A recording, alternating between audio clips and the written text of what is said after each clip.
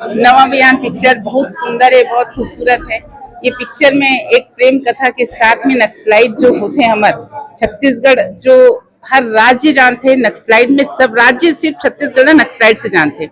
तो ये पिक्चर ला देखे समझ आ जाए कि नक्सलाइट का होते और ओकर पूरा विवरण है और बहुत ही सुंदर पिक्चर है।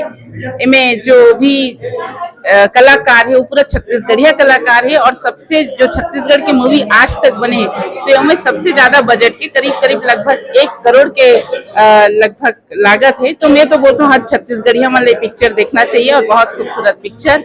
बहुत बहुत बधाई पूरा कलाकार मन ला, निर्माता निर्देशक सभी जन ला। आकाश भैया के एक्टिंग बहुत जोरदार है, जबरदस्त है, एकदम नेचुरल है। युवा साथी मन ला, एक नवा पीढ़ी मन ला एक विशेष एक सोचना चाहिए कि ये बहुत ही सुंदर और पहले और बहुत खूबसूरत अभिनेता है।